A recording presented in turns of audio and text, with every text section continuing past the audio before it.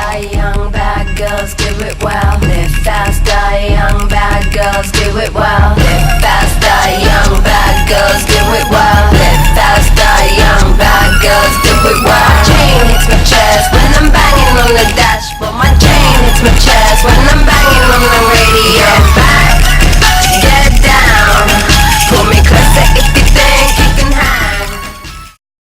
What woman would want to put on a burqa and cover her face in Australia, with our temperature, in our summer temperature and so on? What woman would want to do that voluntarily?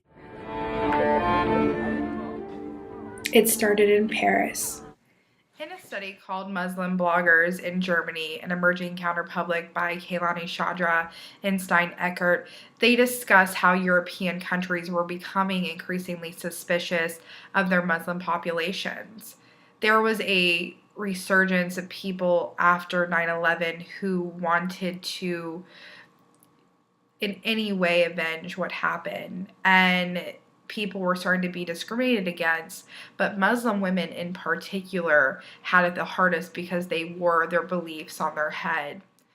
In 2004, President Nicolas Sarkozy of France decided to take it upon himself to create legislation that would ban the wearing the hijab or the niqab in public. French women, Muslim women, women of the world started to oppose this because of the clear discrimination it was against their religion. You're starting to ban wearing the hijab, then is it going to stop there? Are you going to stop us from wearing other things? Women, as women, not even as a Muslim female, but as women. But not all Muslim women wanted to fight for the hijab. As a woman, as a Muslim woman, I am completely abhorred by it. Why would you? I've worn one just to see what it's like. I felt isolated. I felt I wasn't part of society. It didn't give me any freedom. It was people's faces so that we can identify people and we don't feel scared or threatened. So it's a security measure to ban it. It's a security measure. It is a security measure. How do I know that an extremist wouldn't wear the burqa to enter somewhere like Harrods and blow it up? She is not alone in her fear. Many people look at those in the Muslim faith and don't understand and believe that they all have the same ideologies as their extremist counterparts. So politicians are starting to put their foot down against them. If you have a burqa in the Netherlands today, you will not get a Dutch friend, you will probably not get a job, you will have all most terrible things that you will find yourself into. Without a burqa, you will get a Dutch friend, you will assimilate, you will get a job more easy. Politicians like Geert Wilder fell into this niche of leaders who were using this negative rhetoric to scare their constituents into believing this backlash against Islam. They used their hijab as a symbol of oppression, as a symbol that the Muslim men were barbaric in keeping their women like slaves in their households. President Bush even noted in one of his speeches that Muslim women were prisoners in their home. Of course, the people of the countries where these leaders were using this negative rhetoric believed everything they were saying. Islam isn't a popular religion, especially after 9/11 and the attacks throughout the world by extremist Muslims.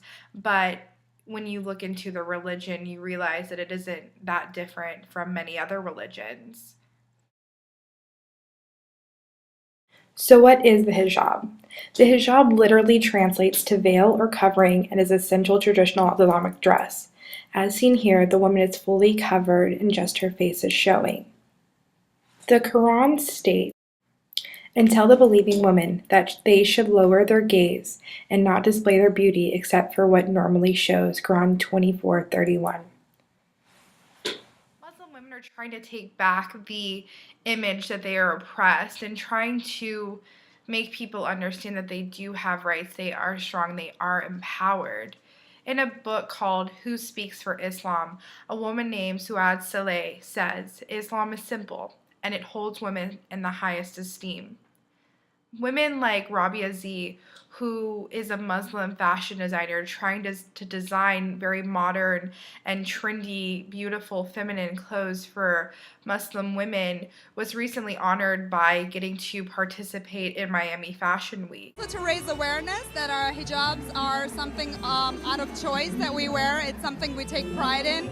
It's something that we also like to fashion out and style out. Just like Rabia, there was this emergence of Muslim women who wanted to display their hijabs with pride and to show that they weren't covered up from head to toe in a black cloth. So instead of taking to the streets and starting riots, they took to their computers and blogged about it. They started to document themselves and to picture themselves wearing the hijabs with these really wonderful and fashion-forward outfits, thus creating what they deemed the hijabi movement.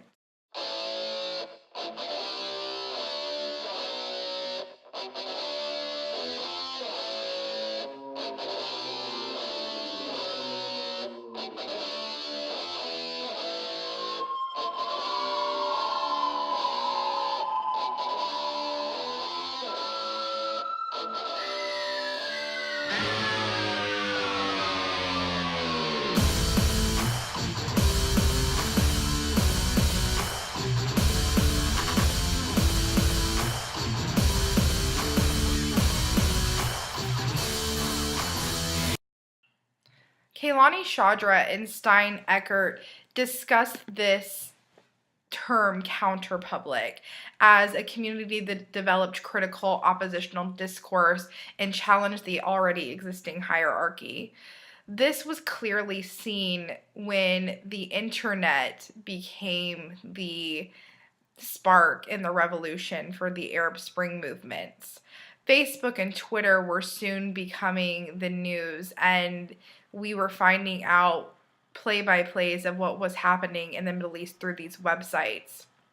While the hijabi movement isn't overturning dictatorships, it is overturning the clear prejudice against wearing the hijab and turning this image of being oppressed into something that is very glamorous and something that's accessible and becoming a true statement in the fashion world.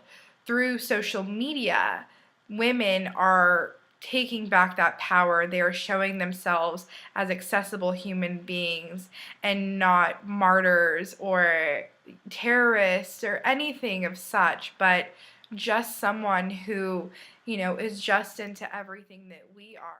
Many of these revolutions have come through outlets like Instagram, Facebook, WordPress. Blogs have become our swords. In the past few years, there has definitely been a transition within the pop culture. Shows like Shaws of Sunset on Bravo, of course, Keeping Up the Kardashians, promote the Middle Eastern culture in a very glamorized way. Celebrities like Rihanna and Lady Gaga are also taking this hijabi movement and making it their own. They've both been pictured wearing the veil or the burqa. Lady Gaga even had a song that was called Burqa, an aura that actually caused a lot of controversy. While some people say that this is taking away the sanctity of, wearing the veil, it shows you that this is becoming a part of pop culture. It's taking something that was once seen as very taboo and, a symbol of anti-Americanism and turning it into something that's accessible, and it's a fashion statement, and it's making it more mainstream and taking away that fear of a different culture when you see celebrities of that caliber participating in it. Social media has changed our culture forever and how we connect with people across the world. It has opened our eyes to cultures and to revolutions that we may not have ever been a part of if we weren't connected in the way that we are. The women of the hijabi movement understand the power of social media, and they have taken this platform to spread their message. While this hijabi counterculture might not change the minds of everybody, about wearing the hijab, it does use social media in a very positive way to spread the message that these women are not oppressed, they are not being forced to wear the hijab, they wear it with pride and they choose to wear it. This connects them to who they are, where they came from, and it is a symbol of strength to them. And they're saying to the people who want to take off their hijabs, we don't want to. We don't need feminism to save us. We are covered up, but that does not mean that we are not liberated.